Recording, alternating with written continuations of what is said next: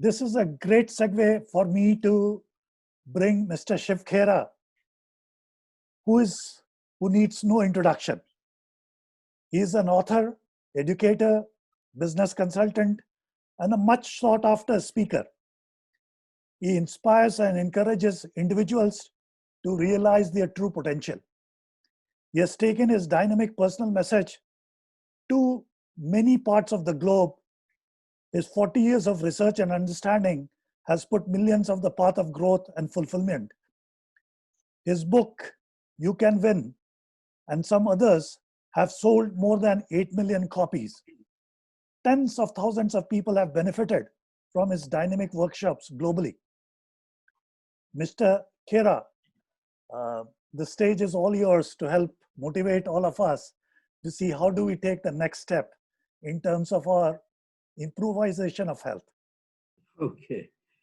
Well, Gautam, thanks a lot. And since morning I've been logged in, and it is an enriching experience for me to have heard the gentleman, Mr. Upadhyay, for singing starting out, and Mr. Madan with the laughing thing, and all the doctors right behind. And Adi has been carrying on the show excellently, sir. I'm grateful to you. Absolutely, I've learned a lot since morning. I'm not an early riser, let me tell you that, but I did rise early today, and I'm glad I did. I have learned a lot. Now, you talked of motivation. See, Gautam, I don't know of any human being who is not motivated. Everybody is motivated, including the lazy bum who wants to do nothing is motivated to do nothing.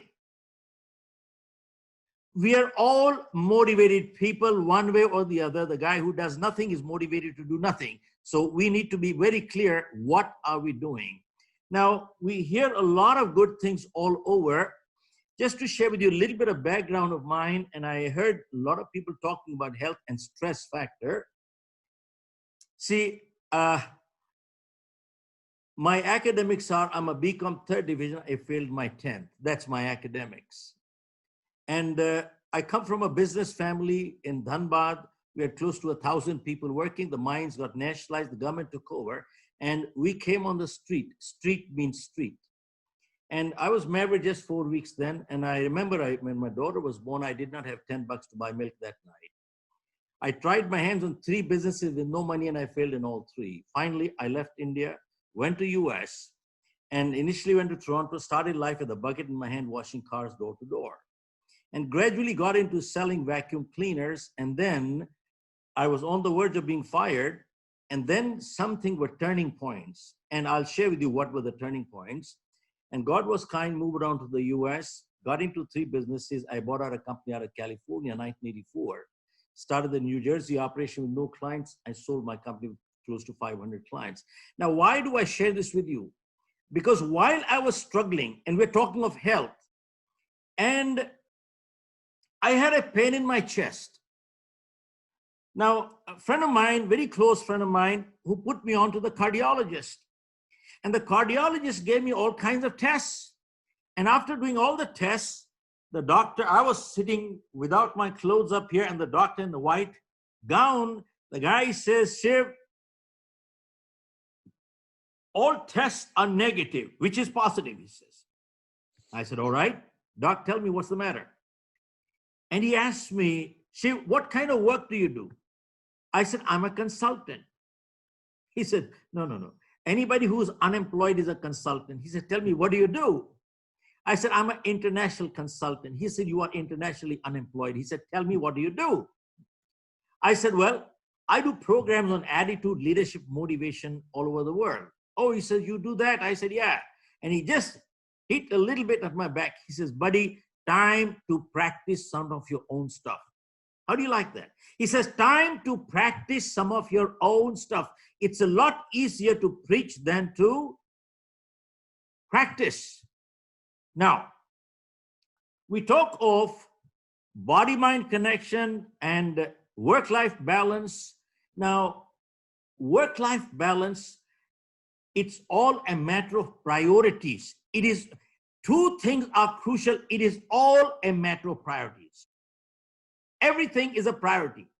Now, it is subjective. Work-life balance is subjective. Different people give different priorities to different things. So it is all a matter of priority. Hindi में कहते हैं इसको प्राथमिकता देना. साहब हम लोग प्राथमिकता अगर नहीं सही पूरे सप्ताह देंगे तो हम लोग बीमार पड़ जाएंगे कहीं ना कहीं. So आप देखिए एक चीज, the amount of time-saving devices we have today, we have never had that many in history. And yet we don't have what? We don't have time. Now, you know why we don't have time? Because somewhere we messed up our priorities. And I'm not preaching here. I'm guilty here. I messed up my priorities many times. And priorities are based on values. I repeat, priorities are based on values. And there is something called right and wrong, which I'll come back to that. And now bottom line is, when we mess up our priorities, we forget to distinguish between what is urgent in life and what's important in life. Now, interestingly, urgent may or may not be important, and important may or may not be urgent. But the funny thing is that whenever we ignore what is important, it always converts into urgent. See, health is important, but it's not urgent. Exercising every day is important, but it's not urgent. But see, if I have a crucial meeting tonight, and if I cannot exercise tonight, it's not the end of the world. But if I ignore my health long enough, guess what happens? I will end up in the hospital. See, the funny thing is, whenever we ignore what is important, it always converts into urgent. In life, relationships are important. You heard Dr. Nambiar just say, your support group is your relationships. Relationships in life are important, but they're not urgent. But if we ignore relationship long enough, guess what happens? You start talking through your lawyers. Now, this is what the whole thing is all about. It is a matter of priority. Health is a matter of priority. Work-life balance is a matter of priority. But when we mess up our priorities, guess what people say? They talk like this. I have no time. I have no time. And then they say, time comes, time goes, time comes, time goes, time comes, time goes. Now, let me ask you, virtually, I'm asking a question, everybody who's listening to this. Folks, how many agree that time comes and time goes? Just raise your hand. Time comes and time goes. Raise your hand. How many agree with that? Okay. Obviously, the two panelists don't. Folks, this is an incorrect statement. Time does not come and go away. Time is eternity. Time is standing still. We come and we go away. We come and we go away. And then when people mess up the priorities, you see, they say time flies. If time flies, then time must be an aeroplane. Well, if time is an aeroplane, then who's the pilot? If we don't have our priorities right, we are passengers. We don't become the pilot anymore. We become passengers in life. And then somebody else is the pilot.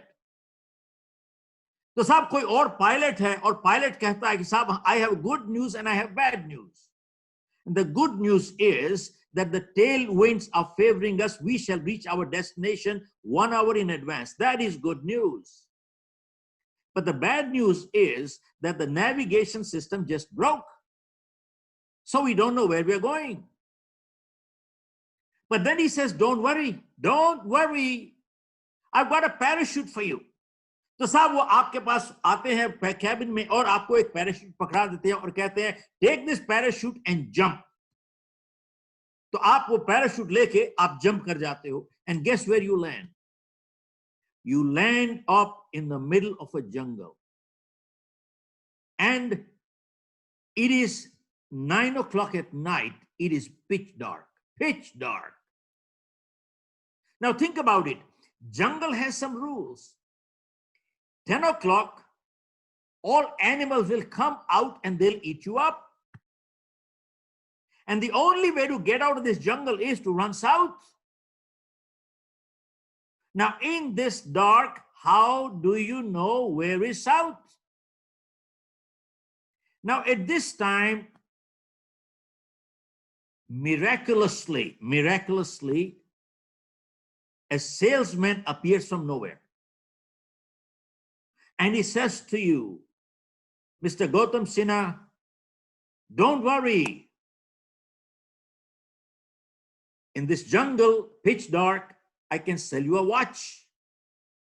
It'll tell you how much time you have left before you get eaten up. And you look at the person and the watch and you say, what good is the watch? But then he says, don't worry, in my other pocket, I also have a compass. Now, folks, it's a no-brainer. You will buy the compass and not the watch. Now, what is the moral of this story? Why would you buy the compass and not the watch? Folks, the moral of the story is very clear. And that is, remember in life, direction is much more important than speed. I repeat, in life, direction is much more important than speed. And when we need to make decisions in life, let the compass be the guide and not the watch. I repeat, when we need to make decisions in life, let the compass be the guide and not the watch.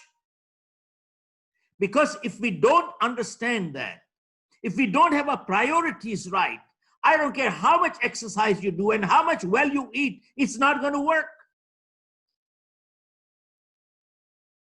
Folks, it is crucial. Now, till the lockdown came in, everybody was on the fast lane. Everybody was on the fast lane. Now, we were all running. Where we were going, we didn't know where we were going, but we were going. Now, we never checked, are we going in the right direction? And now what the lockdown has done is literally brought people backwards and said, wait a minute, buddy, stop. Check your priorities in life. And you ask people, why do you go to work? I go to work for my family. Why do you work hard? I work hard for my family. Who are the most important people in your life? My family. Who are the most neglected? Also my family. What a joke. And I'm not preaching here. I'm guilty myself. Many times the most important people get to become the most neglected people too, which is sad. And this is where, when we talk of our health, we need to set up our priorities right. I mean, we can do everything else in this world. If we don't have our priorities right, you can never get rid of stress. The doctors are right here. The doctors are right here. You can never get rid of your stress. How do you do it? You mess up your priorities. And you can eat all the good food you want, but how do you do it? Now, I'll share with you, interestingly, I was under very heavy stress when our mines got nationalized, and I used to wake up with cold sweats at nighttime. I had a family to support, didn't know how to do it. I have 3 major setbacks in my life, and what was my learning? What helped me turn around? Now, I share with you, going back almost 45 years ago, one thing that has helped me, I'm sharing with you one thing that has helped me drastically, and I have faced a lot of difficult situations and adverse situations in my life. And this one little thing has helped me tremendously. Now, folks, about 45 years ago, when I was washing cars in the US, I came across a program by Dr. Norman Vincent Peale, the man who wrote the book, Power of Positive Thinking. And there were about 1,000 people, and I was sitting in one of the thousands at that time. And Dr. Peale came, and he looked at the whole 1,000 people. And folks, He looked at everybody and he said, you people are sitting here so calm, relaxed, it appears nobody has a problem here. Then he asked, does anybody have a problem here? And everybody raised their hand. Of course we have problems. Who doesn't have it? Then he said, how many people would like to get rid of the problems? Again, everybody raised their hand. We'd like to get rid of problems. Then Dr. Peel said, on my way here to this congregation, I came across a place 2 blocks away from here where I saw some people lying there stretched out, all relaxed. They had no problem whatsoever. They had no problem whatsoever. And then he asked everybody, how many people would like to get rid of the problem? Again, everybody raised their hand. He said, 2 blocks away from here, there is a cemetery. And there are some people lying there, all stretched out, totally relaxed. They have no problem at all. Then he asked, how many people would like to get rid of the problem? Nobody raised their hand. Everybody put their hand in the pocket. And Dr. Peel said that day, which was so profound, he said, remember, so long as we are alive, we shall have problems. You see, problem is a sign of life. The day we don't have problems, we'd be dead. And he said, when you're running short of problems, that is the time to get on your knees and pray to God. Have you stopped trusting me anymore? Send me some problems. And that day, he gave a prayer, which is called the Serenity Prayer, which some of you might have heard it before. But it is amazing. I will say twice, once in English, once in Hindi. And the prayer, in my opinion, is the crux of life. It is the essence of life. And he said, and probably it wasn't his, somebody gave it 2,000 years ago anyway. And the prayer goes like this. To handle stress and to build health. How do you build health? He said, God grant me the serenity to accept the things that I cannot change, and courage to change the things that I can, and wisdom to know the difference, what I can and what I cannot. And that's it.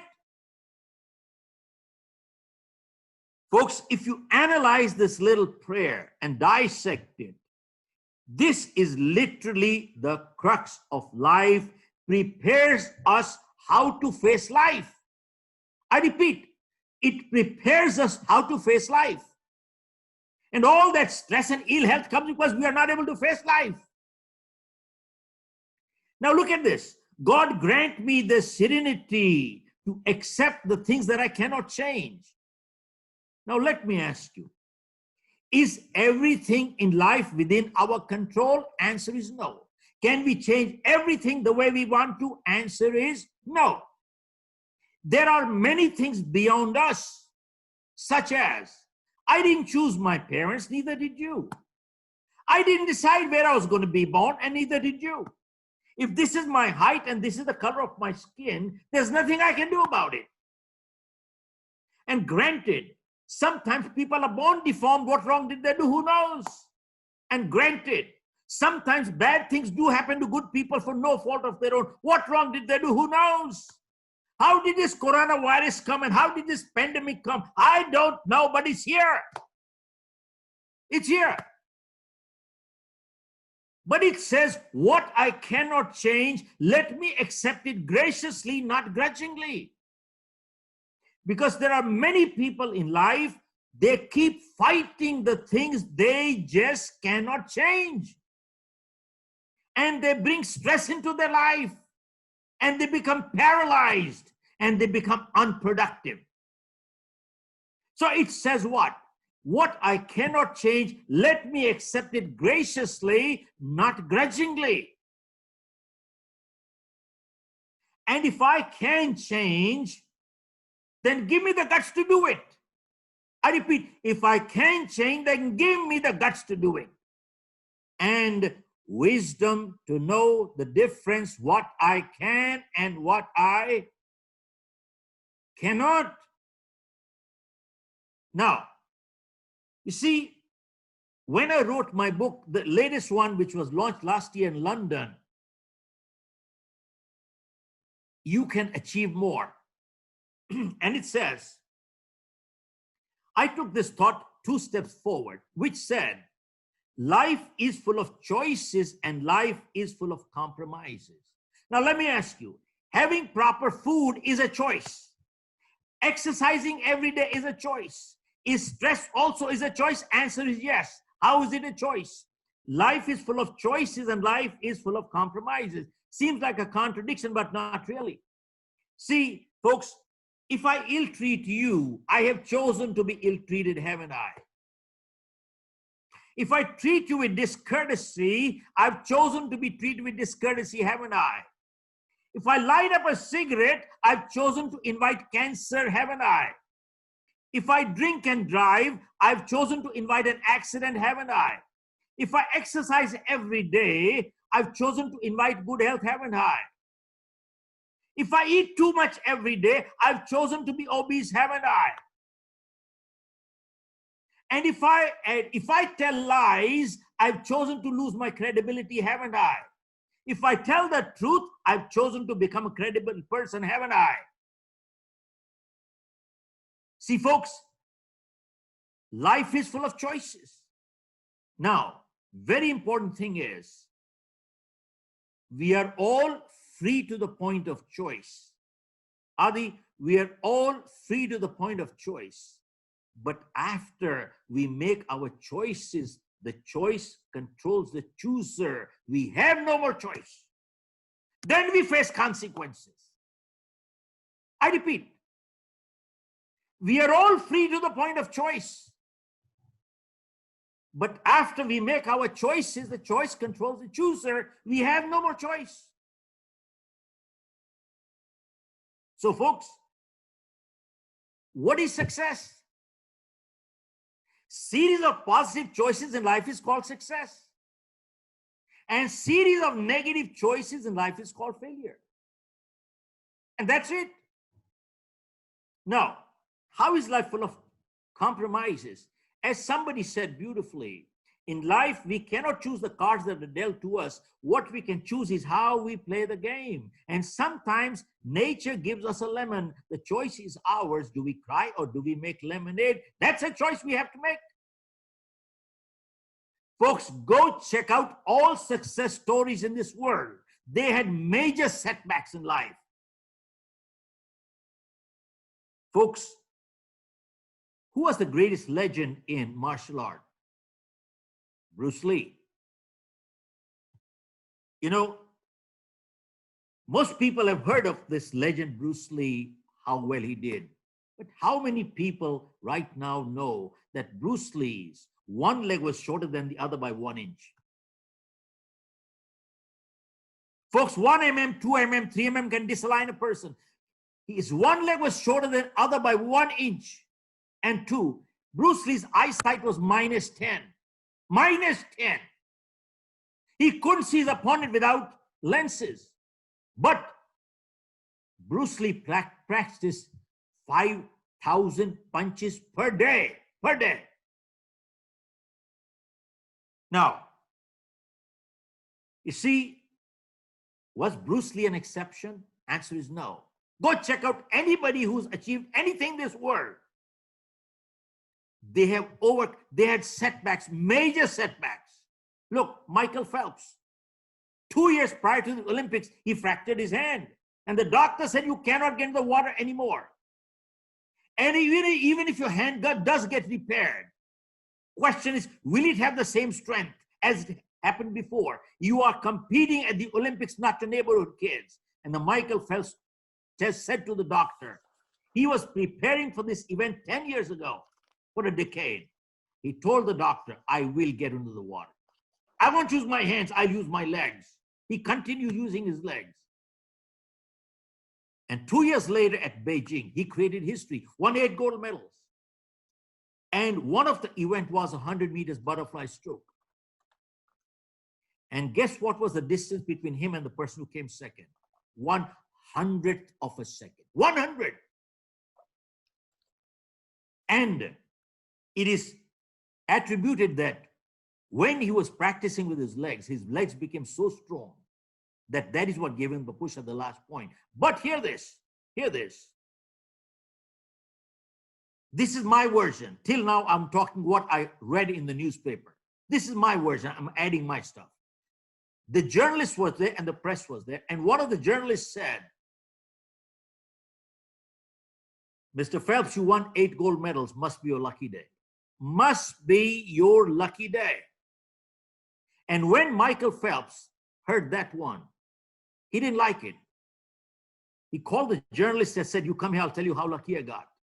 He said, in the last 4 years, I have trained 10,000 hours.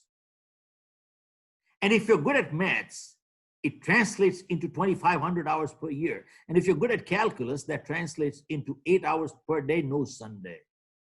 And he said, you go sit in the water for 8 hours every day for the next 4 years, your body will shrivel. And he asked, did I get lucky? Hello? Did I get lucky? And he said, luck is not designed to deliver you these things in life. Remember, luck is not designed to deliver you these things in life. Dr. Widge did not become a medical doctor by taking a weekend program and became a medical doctor. Dr. Nambiar did not become a medical doctor by taking a weekend program. They put 20, 35 years of their life into becoming what they did. Folks, interesting. When he said it was a lucky day, he said, no. He said, you go sit in the water for 8 hours every day for the next 4 years. Your body will shrivel. He said, luck is not designed to deliver you these things in life. Too many crackpots keep waiting for a jackpot. It doesn't work that way.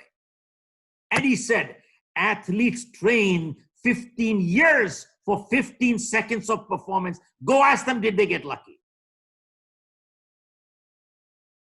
Athletes train 15 years for 15 seconds of performance. Go ask them, did they get lucky? Folks, it's a lot easier to talk than to practice. It is a lot easier. Now, very important thing is that people who are committed to practice, it is the little things that make a huge difference, massive difference. And by the way, and same thing, you talk of this guy, Apple Computer, Steve Jobs. You look at any story in this world, there has been a setback. If you heard Steve Jobs at Stanford, he said, I came to this world unwanted. I came to this world unwanted. The day I was born, I was put up for adoption. Nobody wanted me. You know something, when we read life histories of people like this, Steve Jobs, Michael Phelps, or people like Bruce Lee, it makes us redefine the word success. They all had problems. So success is not absence of problems. It is overcoming problems. Success is not measured by how high we go up in life, but how many times we bounce back when we fall down. That is success. Now, we need to understand there are multiple things that we need to do. And a lot of these things need self-discipline. Self-discipline. Now, I share with people that during this pandemic, during this lockdown period, if we have not come out more upskilled or more knowledgeable or healthier and fitter, it is not because we lack time. I repeat, if during this lockdown period, if we have not come more upskilled or more knowledgeable or healthier and fitter, it is not because we lack time, but because we lack self-commitment and discipline. And that is what it is crucial. And we're talking of mental health. Have you noticed why some people are mentally strong? We need to become mentally strong in order to be physically strong. Folks, how do you build mental strength? Mental strength is built the same way as you build physical strength. Let me ask you, can we go into the gym? Can any one of us go into the gym and pick up a dumbbell of 50 pounds and do 50 reps? No, we'll fall sick. We'll be lying in the bed for 1 week.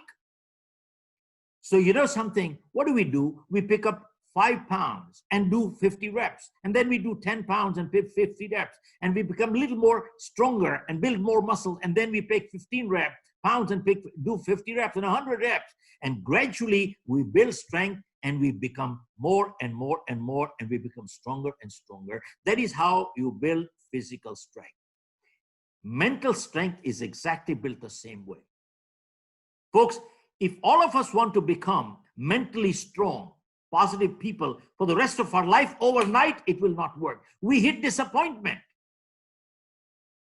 Folks, just the way you started with only 5 pounds, tell your mind, I must be a positive person for the next 5 minutes.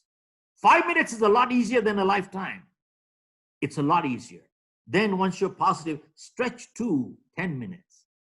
Stretch that 10 minutes to 15 minutes. 15 minutes to 25 minutes and 35. And gradually you start building your mental strength. But many times people say positive thoughts are important for good health. Yes, that's true. But he said, well, I can't choose my thoughts. Thoughts that just keep coming. I have no control. That is incorrect.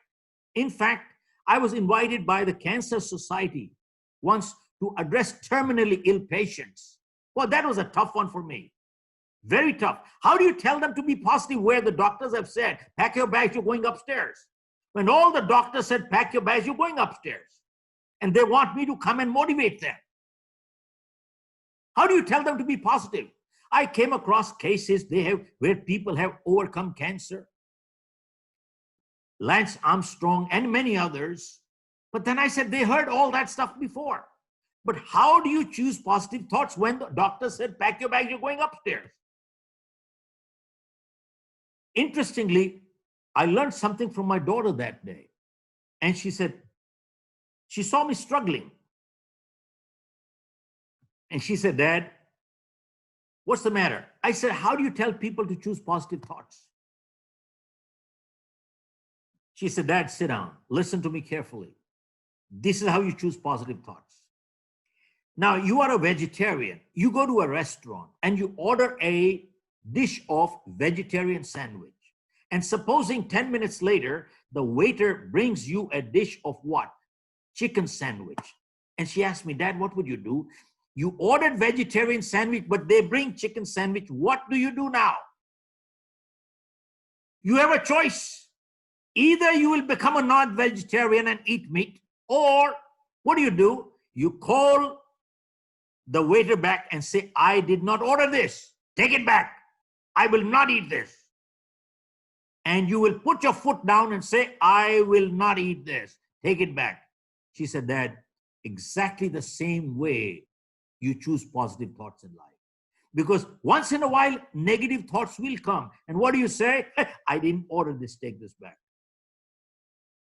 Just the way you order sandwiches in restaurants, you order positive thoughts the same way. I did not order this, take it back.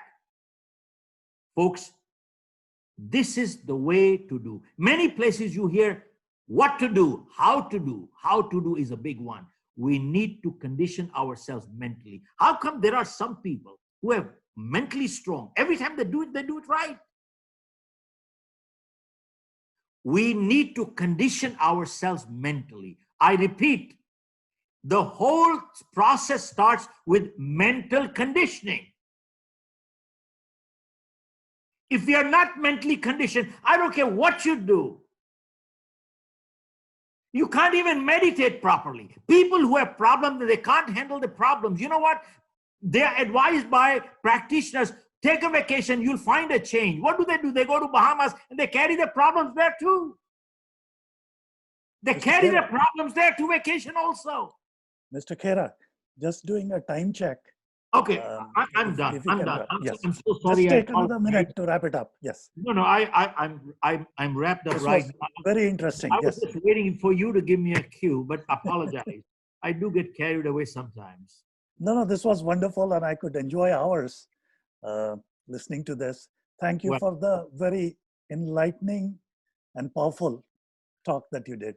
Shiv खेरा जी, मैं आपसे पूछना चाहूंगी कि how do we train our mind to be positive most of the time. नकारात्मक से सकारात्मक कैसे बने रहें, ये मैं जानना चाहूंगी आपसे. Do I come in now, Yes, sir. Gautam? Yes, sir. Welcome. ये नीता जी, ये सवाल हमारे से बहुत बारी लोग पूछते हैं कि कई लोग हमारे प्रोग्राम से होके चले जाते हैं और या हमारी किताबें पढ़ते हैं, कहते हैं कि साहब उस टाइम थोड़े टाइम के लिए तो they are all charged up, but उसके बाद क्या होता है, मोटिवेशन लेवल गिर जाती है. तो मेरा सिर्फ एक ही जवाब है कि जिंदगी में motivation is like fire. Motivation is like fire. Unless you keep adding fuel to it, it dies. Wow. Right. आप एक चीज देखें, लोग कहते हैं कि कितनी दूर तक चलेगा. अब भैया एक बात बताइए, जो खाना हमने कल खाया था कब तक चला भाई? और जो स्नान हमने कल लिया था वो कब तक चला? भैया अगर हम रोज स्नान नहीं लेंगे, जानते हो हमारे जिस्म से बदबू आनी शुरू हो जाती है. Similarly, we need to feed our mind on a daily basis, just like जब एक इंसान एक्सरसाइज करता है उसकी मसल स्ट्रांग हो जाती है. एक्सरसाइज छोड़ दीजिए, मसल फ्लैबी हो जाएंगी. Same thing is motivation. Motivation is like fire. We need to feed our mind on a daily basis. आपको छोटी सी एक बात बताता हूं. डेली डेली डेली मैं 2 घंटे, 2.5 घंटे, 3 घंटे कुछ ना कुछ या अच्छी किताब पढ़ता हूं और कोई ना कोई चीज देखता हूं. अगर can I have 1 minute Gautam? Do I have 1 minute? Sure, sir. Of course. मैंने जो हमारी किताब लास्ट ईयर लॉन्च हुई, यू कैन अचीव मोर, उसमें एक सर्वे दिया है मैंने. उसमें दिया है कि 85% of millionaires and billionaires today are first generation. ध्यान दीजिएगा, only 15% are coming from inheritance. उनसे पूछा गया कि भाई इतने शॉर्ट टाइम में how could you achieve so much financial success? तो उन्होंने जवाब दिया that we read books. We read books. How many books? 50 books a year. That means 1 book a week. Warren Buffett reads books. Bill Gates read books. And these multimillionaires who became first generation, 85%, they read 1 book a week. 1 book a week. Now, इसका क्या मतलब हो गया? And इनसे ये भी पूछा गया कि कैसी किताब पढ़ते हैं आप? तो इन्होंने कहा कि हम सिर्फ सेल्फ हेल्प बुक्स पढ़ते हैं. हम I don't read fiction. Fiction is fiction. Self help किताब से हमारे को 1 good idea is worth $1 million. तो इसका क्या मतलब हुआ नीता जी? इसका मतलब ये हुआ, imagine multimillionaires and billionaires read 1 book a week. That means there is a tremendous connection between learning and earning, and learning and earning, and learning and earning, and learning and earning. तो इसमें क्या होता है, फायदा क्या है कि आप देखें एक अच्छी किताब आपको, it gives you wisdom of ages in a capsule form. Or you don't have to reinvent the wheel, and it prevents you from a lot of pitfalls. बहुत गलतियां से बचाता है आपको अच्छी किताब अगर मिल जाए. और एक अच्छा पढ़ने वाला किताब जो है जिंदगी में कभी किताब को बोरो नहीं करेगा और ना ही लैंड करेगा. कई बार मेरे पास लोग आते हैं, कहते हैं कि साहब बहुत अच्छी किताब है, मैं आपको लैंड कर देता हूं. मैंने कहा भैया लैंड मत कीजिए, आप मुझे गिफ्ट कर दीजिए, सेल कर दीजिए, give it to me, but don't lend it to me because I will not give it back to you. Because मैंने एक चीज सीखी है जिंदगी में, when I read a book, I always underline, highlight, mark, and make notes. Why? Because I learned one thing, that reading a good book once is not good enough. You know why? Because when we read a good book the second time, we don't find anything new in the book, but we find something new in ourselves. Nita जी ध्यान से दीजिए, हम जब अब एक अच्छी किताब दोबारा पढ़ते हैं, we don't find anything new in the book, but we find something new in yourself, and that is the key. And इसलिए मेरा यही आपसे कहना है कि this is something ongoing, and to feed our mind daily to stay on track. Otherwise, everybody slips back. Even people like me, I slip back. I read my own book also. I pick it up. So, sir, in simple terms, how do you maintain the work-life balance when the lines are getting a little blurred? Or in simple words, how to keep the boss and the BV both happy at the same time? And Shiv sir, इसके साथ मैं ये जोड़ना चाहूँगा क्योंकि एक हमारे viewer ने ये पूछा है आपसे कि अगर अभी शिव जी 20 साल के होते 20 years, वो अपनी लाइफ को देख रहे होते हैं एक बिल्कुल आगे की, तो वो इस कोविड पीरियड के अंदर क्या करते? और जो सीपी सर ने बोला कि जो वर्क लाइफ बैलेंस है उसको बैलेंस करके अगर आप एक आंसर दें तो सर। आदि, आपने अक्सर सुना होगा that adversity builds character. ये आपने सुना है कि नहीं? बिल्कुल सर, बिल्कुल। पिताजी सुना आपने? Adversity builds character. How many agree that this is true? This statement is true? Raise your hand. Okay, my answer, it's incorrect. This statement is not true. Let me explain to you what it means. देखिए, adversity reveals more character than it builds. I repeat, adversity reveals more character than it builds. जैसे general साहब ने कहा है साहब कि बार बार मेरे को कैंसर आया, you see, he was trying me and every time the cancer lost and I won. See what it is. Now, just like an athlete does not prepare at the time of competition. He reveals his preparation at the time of competition. सब competition के time prepare थोड़ी करते हो आप. Similarly, character building does not take place at the time of adversity. Character keeps building all your life. And when adversity comes, if you have character, you can overcome adversity. If you don't have character, the adversity will overcome you. Now, ये मैं क्यों कह रहा हूं इस वजह से, आप देखें, people who are emotionally strong, they are coming out much stronger out of this crisis. आप देखें जिन लोगों के परिवारों में हस्बैंड वाइफ में जिनकी अच्छी रिलेशनशिप है, they are becoming stronger. There was a survey conducted and people on the deathbed were asked कि भैया अगर आपके पास 2 घंटे एक्स्ट्रा रोज मिल जाएं, आज के 24 घंटे होते हैं, अगर 26 घंटे हो जाएं तो 2 घंटे एक्स्ट्रा के साथ क्या करोगे? हर एक आदमी कहता है साहब I will spend the extra 2 hours with my family. अरे भाई, आप तब बोल रहे थे मरने के टाइम कि I would spend more time with my family. अब टाइम है तो स्पेंड करो. And you know something, the interesting part is people who are emotionally strong, they are bonding much better. Their husband, wife, family, their life is becoming much stronger. And people who are emotionally weak, they are fighting. WHO came up with a report that domestic violence has gone up by 50%. इसलिए adversity does not build character. Adversity reveals more character than it builds. So इसकी तैयारी बचपन से होती है. That is where our upbringing, everything counts. And not only that, medical doctors say that people who are positive thinkers, their recoveries from surgery are much faster. There is a body-mind connection all over. When we are stressed out, when we are feeling negative, our immunity goes down, chances of catching a viral are much greater. और मदान साहब ने, sorry mister Kataria ने सुबह सुबह इतना बढ़िया programme शुरू किया, laughter. There is a wonderful book written by Dr. Norman Cousin, Anatomy of an Illness. I repeat, Anatomy, मैं सबसे recommend करूँगा, Anatomy of an Illness by Dr. Norman Cousin. He was declared terminally ill at the age of 35. How he cured with laughter. And then he has been written up in the New England Journal of Medicine, the only non-medical doctor, Gautam, only non-medical doctor who has been given a seat at the UCLA Medical Center as a faculty. And he died only in the mid-75 when he was declared terminally ill at 35. So there is a lot to be learned. The body-mind connection is so huge, it's massive. And there are so many medical doctors like Dr. Bernie Siegel and Dr. Lisa Rankins. So many people have done so much work. It's amazing. You see, I think Mr. Sharan brought up a good point on the emotional health, emotional strength part. You look at in India, probably 5-6 million people apply for the IITs and the exams they clear, and maybe only 1,000 or 2,000 people are taken in. That means these are the IITians are the cream of society, means their IQs are phenomenal. Amazing.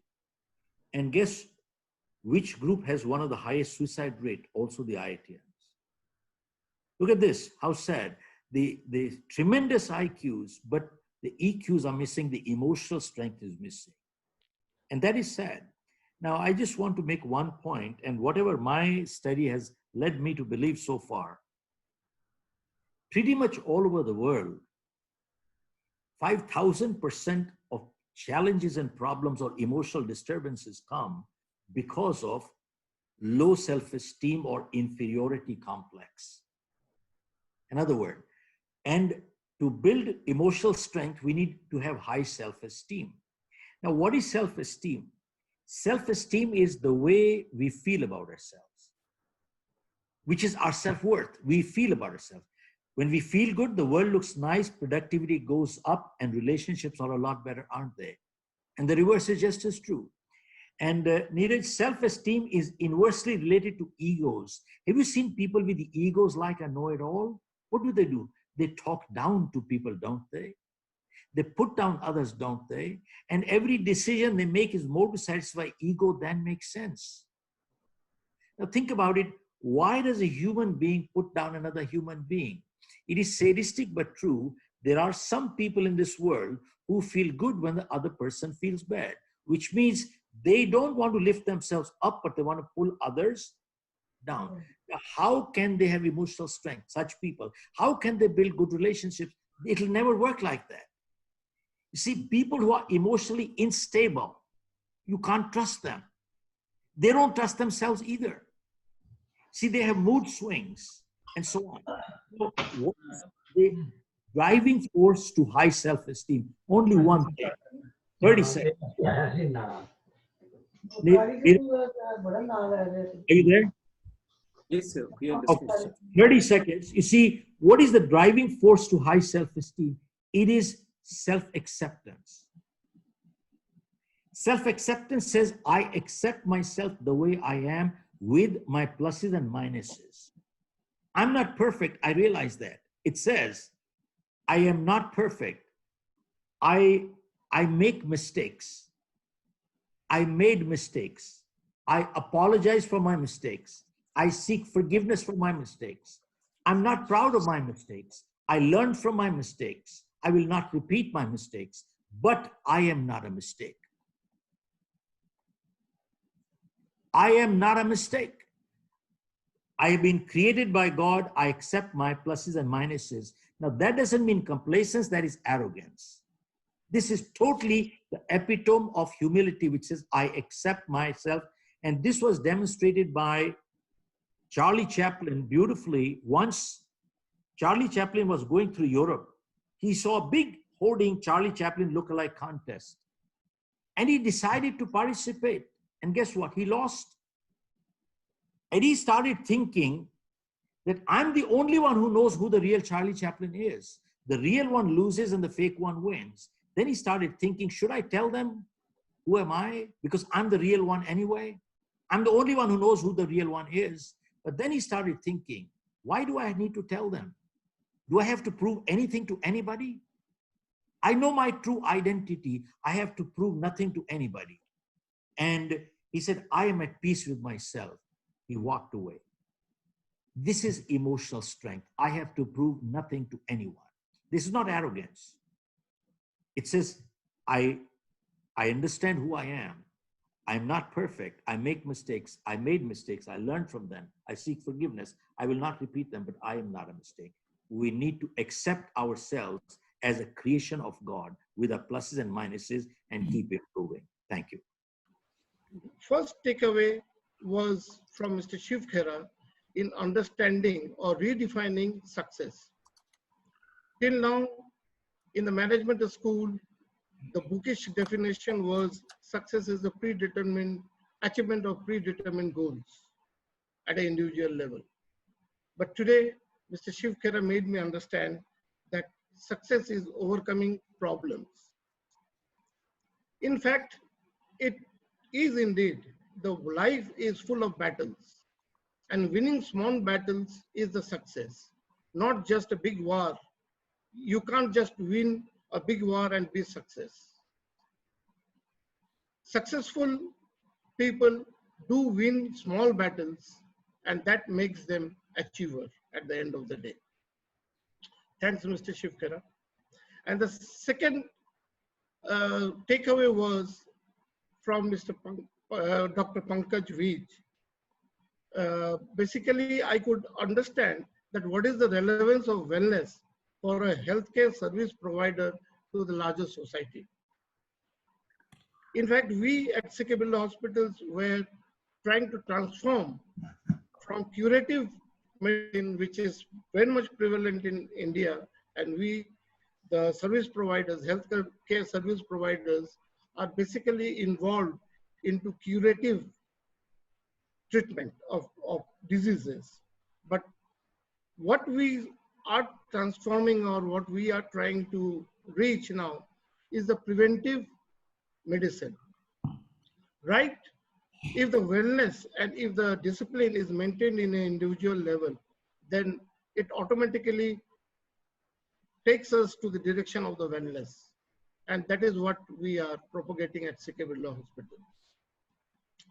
I have just one question for Mr. Shiv Khera. If fear is a state of mind, it will be important to know what matters most, the fear of death or the fear of financial and social instability. Okay. See, I hear many religious speeches saying, which they keep talking of life after death, life after death. Now, what we are talking is life before death. We need to understand how to live. So the most important thing is, look, fear is natural and normal. I repeat, fear is both natural and normal. It happens to all of us. Just like stress is both natural and normal, and we can't deny it or we cannot avoid it. All we can do is handle it. We only can handle, and many times the fear of failure or fear of death can be worse than death itself. I repeat, see, fear of death can be worse than death itself. Similarly, fear of failure can be worse than failure itself. So many times this kind of a fear literally paralyzes us. And fear is not absence of courage. It is, I'm saying courage is not absence of fear. It is overcoming fear. So we need to overcome the fear. And how do you overcome fear? It doesn't have to happen overnight. Just like our bodies build muscles gradually, you need to do a little act of courage to overcome fear.